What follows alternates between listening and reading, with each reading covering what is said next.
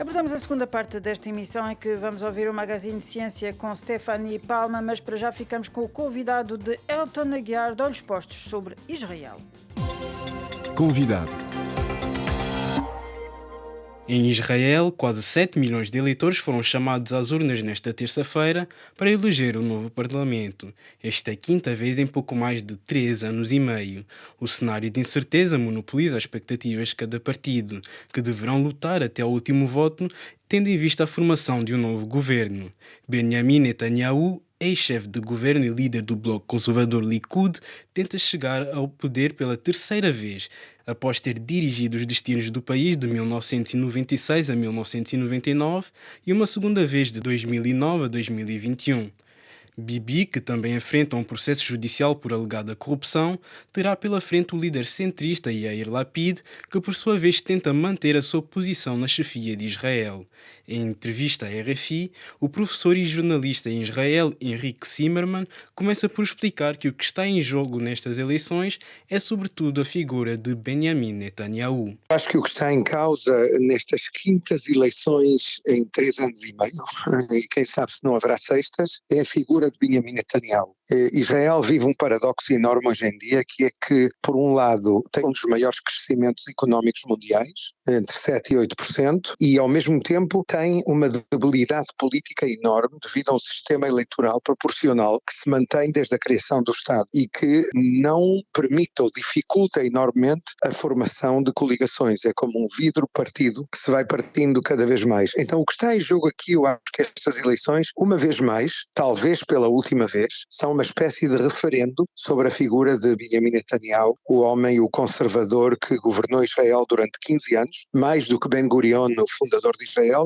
é o líder que esteve mais tempo no poder e que agora é líder da oposição e ainda por cima está a ser julgado por corrupção. Então é uma espécie de referendo entre o bloco pró-Bibi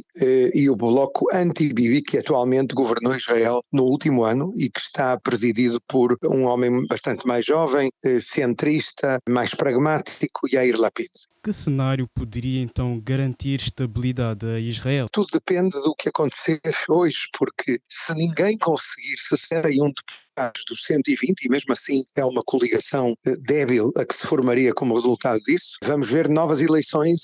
no mês de abril do ano que vem. Ou seja, vamos ver Lapid, Yair Lapid, o centrista, um ex-jornalista, continuando como primeiro-ministro até lá, e haveria novas eleições. Se Netanyahu consegue formar governo, ou consegue ter 61 e está perto disso, ou seja, os dois no fundo estão perto, porque há um empate crónico quase de 60-60, mas se Netanyahu conseguisse surpreender,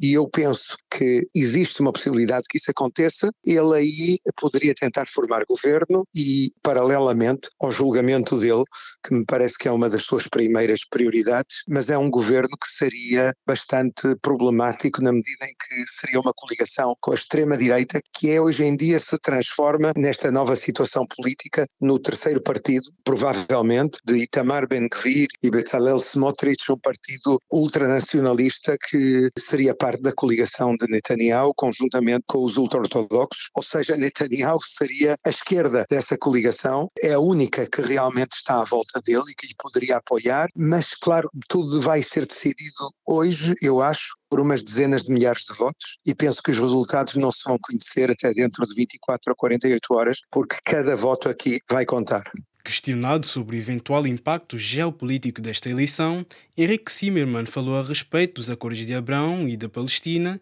e disse que neste momento os países árabes e os Estados Unidos estão a seguir atentamente os desdobramentos destas eleições. Eu acho que há aqui dois aspectos. Um é os chamados Acordos de Abrão. É um dos poucos temas, esta paz que Israel assinou há 2 anos com os Emirados Árabes Unidos, o Bahrein, Marrocos e o Sudão, e estamos só no princípio desses Acordos de Abrão, eu penso que vai haver mais. Nesse aspecto há um consenso total no mapa político israelita e tanto Netanyahu como Lapid comprometem-se em continuar e em ir para a frente nesse tema. O problema é o tema palestiniano. Aí dizem que para dançar tango é preciso 2. E aqui é um pouco complicado porque a Palestina está dividida em 2 Palestinas, uma da Cisjordânia, que aceita negociar, e uma em Gaza, do Hamas, dos islamistas, que não reconhece a existência do Estado de Israel. Então aí há um problema muito sério para o setor que quer negociar desconfiar na medida em que não há interlocutor, não existe um interlocutor claro, sendo o Hamas o interlocutor em Gaza. Isso é um problema sério, mas eu penso que todas as capitais árabes neste momento estão a seguir